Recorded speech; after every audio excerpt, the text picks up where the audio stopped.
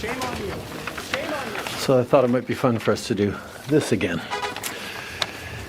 Bon matin. Shame on you and your globalist counterpart. Every morning I've woken up as Prime Minister. I've been inspired by the resilience, the generosity, and the determination of Canadians. Scumbag. It is the driving force of every single day I have the privilege of serving in this office. That is why, since 2015, I've fought for this country, for you, to strengthen and grow the middle class. Why we rallied to support each other through the pandemic, to advance reconciliation, to defend free trade on this continent, to stand strong with Ukraine and our democracy, and to fight climate change and get our economy ready for the future.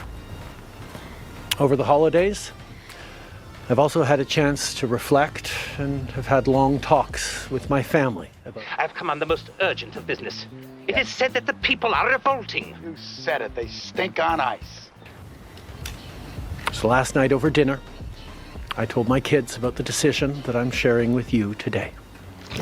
Please, Daddy. I told you, when I'm finished, you can have what's left. There won't be any left. There's never any left.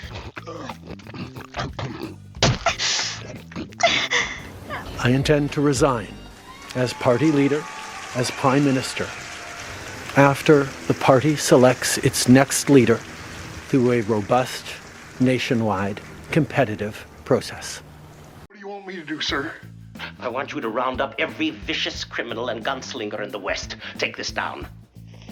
I want rustlers, cutthroats, murderers, bounty hunters, desperados, mugs, pugs, thugs, nitwits, halfwits, dimwits, vipers, snipers, con men, Indian agents, Mexican bandits, muggers, buggerers, bushwhackers, hornswagglers, horse thieves, bull dykes, train robbers, bank robbers, ass kickers, shit kickers, and Methodists! Could you repeat that, sir? Last night, I asked the President of the Liberal Party to begin that process. Can they say to winter, there ain't no way that nobody's gonna leave this town? Hell, I was born here, and I was raised here, and dadgummit, I'm gonna die here. And no sidewinding, bushwhacking, hornswoggling, crocker is gonna revel my biscuit cutter.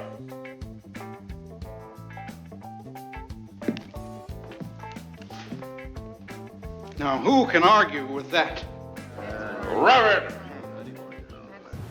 This country deserves a real choice in the next election, and it has become clear to me that if I'm having to fight internal battles, professional boxing with all gay fighters. I call it Friday night sissy fights. I cannot be the best option in that election. The Liberal Party of Canada is an important institution in the history of our great country and democracy. A new Prime Minister and leader of the Liberal Party will carry its values and ideals into that next election.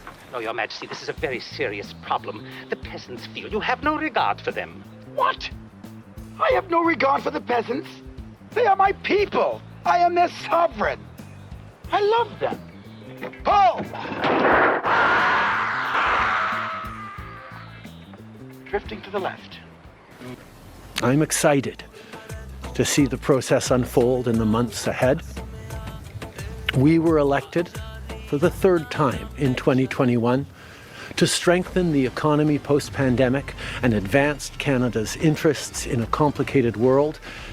And that is exactly the job that I and we will continue to do for Canadians. Mr. Trudeau, you are a disgrace for any democracy. Please spare us your presence.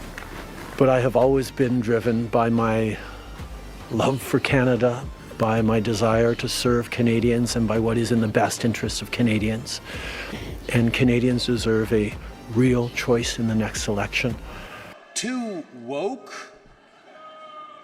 Hey, Pierre Poilievre, it's time for you to wake up.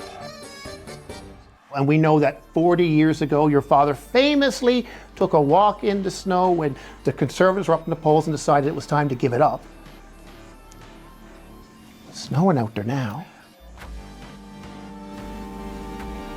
Oh my God. And it has become obvious to me with the internal battles that I cannot be the one to carry the Liberal standard into the next election. You're saying that you don't want to be here. A lot has happened between at that point and now.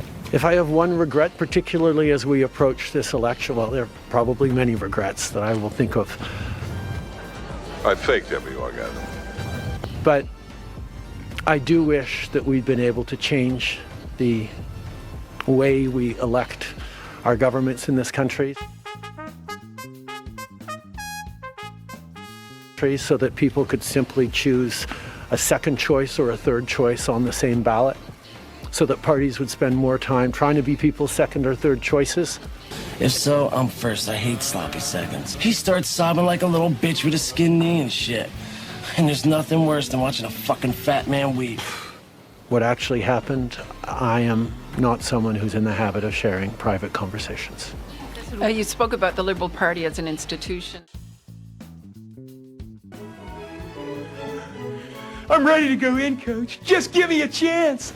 Absolutely. Journalists, the CBC institutions, that's not what Canadians need in this moment. Attacking Pierre Poilievre's vision for this country doesn't make sense. We need an ambitious, optimistic view of the future. And we are right now the longest serving minority government in history by obstruction and filibustering and a total lack of productivity. And that is exactly the job that I and we will continue to do. Parliament has been entirely seized, and Pierre Poilievre is not offering that. So this is something that we're going to navigate through, but I truly feel that the Liberal Party of Canada is not the right one for Canadians. And for this country, I'm excited to veer towards the far right. The fight against climate change doesn't make sense. It's not the right path for the country. Shame on you and your globalist counterparts. You're scumbag. You're an absolute scumbag. We have places to be. Are there any other questions? When do I get to meet RuPaul? Oh! Shade! Shade! Shade is another word.